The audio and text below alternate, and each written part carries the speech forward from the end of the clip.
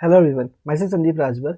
आज के इस वीडियो में मैं एक छोटा सा ट्रिक बताने वाला हूँ कि जब कंपनी आप इनकॉर्पोरेट करने जाते हो तो उस वक्त बोलते हो कि भाई मेरे को ये नेम चाहिए और मेरे को ये नेम नहीं मिल रहा है। नेम जब भी फाइंड आउट करने जाओ ना तो आपको कुछ कुछ चीज़ों को सर्च करना होता है। पहला जो मैं बोलता हूँ कि सबसे पहले आप चेक करो कि एग्जिस्टिंग कंपनी है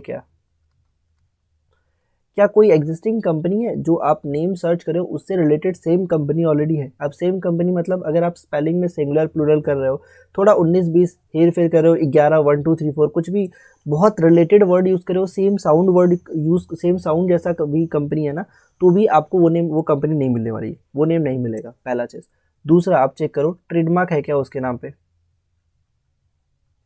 ट्रेडमार्क आप देख लो कि भैया इस कंपनी के नाम पे ऑलरेडी कोई ट्रेडमार्क है या इस नेम पे कोई ट्रेडमार्क है। सेम क्लास में सेम ट्रेडमार्क अगर रहता है तो आपको वो नेम नहीं मिल सकता है। आपको तभी मिलेगा जब आप उससे एनओसी लोगे, ठीक है, या फिर आपका डिफरेंट क्लास होगा तो। ओके, दो हो गया। तीसरा, आप सोशल मीडिया चेक करो।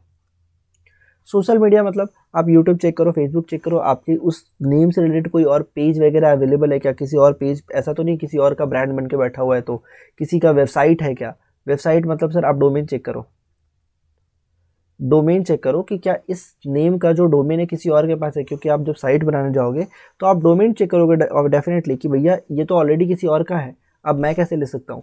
तो इन दैट सिनेरियो आपको ये चारों चीज़ को परफेक्टली चेक करना है। अगर ये चारों कॉम्बिनेशन को कोई पार करता है तो वो नेम आपके लिए एकदम एक आइडल नेम माना जाएगा एंड वो आइडल नेम आप यूज़ कर पाओगे, ठीक है।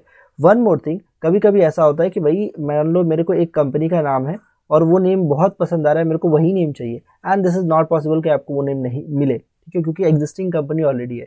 तो आप जैसे ग्रो के बारे में आप जानते ही होंगे। ग्रो क्या करता है ना, ग्रो क्या किया उसको भी ये एक ग्रो जो कंपनी है, ग्रो GROW,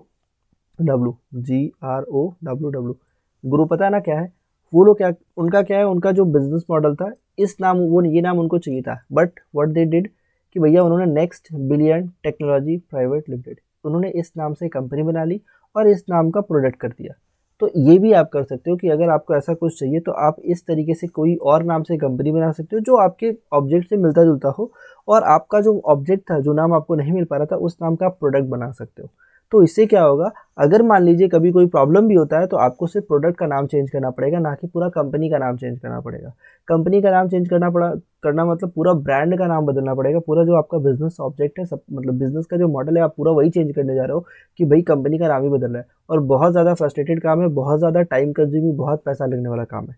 5 से 7 हज़ार रुपये तो मिनिमम अगर बेसिक कंपनी है तो, और अगर बड़ी लेवल की कंपनी है तो आराम से लाख 1.5 लाख का खर्चा आता है, ठीक है। ऑन एन एवरेज बेसिस में बोल रहा हूँ, बड़ी कंपनी मतलब करोड़ों में टर्नओवर अगर है तो उनका लाख 1.5 लाख 2 लाख आराम से खर्चा होता है। और अगर छोटी मोटी कंपनी तो 5 हज़ार 7 हज़ार 10 हज़ार तक खर्चा आता है नेम चेंज करने का सर, क्योंकि ये एक लॉन्ग टाइम प्रोसेस होता है, 3 से 6 महीने तक का टाइम पीरियड इसमें लग जाता है, कभी कभी 3 महीना तो आराम से लग जाता है, 2 से 3 महीना, ठीक है। क्योंकि आपको सिर्फ और सिर्फ वही नेम नहीं चेंज करना, बल्कि आपको उसका पैन कार्ड, उसका जीएसटी, उसका बाकी जो लाइसेंस लिया हुआ है वो सब चेंज करवाना पड़ेगा, ठीक है। अगर आप कंपनी इस तरीके से फॉर्म करके, और अगर ब्रांड अगर आप इस तरीके से बना लेते हो, कोई और ब्रांड कर लेते हो, इन फ्यूचर अगर मान लीजिए ब्रांड पे रिलेटेड कोई ट्रेडमार्क का इशू आता है तो सिर्फ आप ब्रांड का नाम चेंज कर लोगे, आपको और कुछ नहीं करना है। और अगर मान लीजिए आपका ब्रांड हिट हो गया तो कंपनी के पास एक ऐसा ब्रांड है जिसका इंटेलेक्चुअल प्रॉपर्टी बहुत हाई है, जो जिसका आईपी बहुत अच्छा है, आप उस नेम को लीज कर सकते हो, किसी को दे सकते हो कि भैया ले, मेरे को पैसे दे, ये नाम यूज़ कर, तू ले, रॉयल्टी ले सकते हो। तो इस तरीके का काम आप प्लान कर सकते हो, ठीक है। सो आई थिंक ये पॉइंट आपको समझ में आ गया होगा। नेम चेक करते समय आपको क्या देखना है वो भी मैंने बता दिया।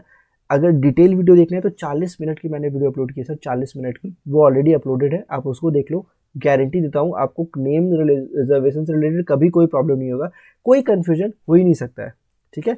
मिलते हैं नेक्स्ट वीडियो में। जय हिंद।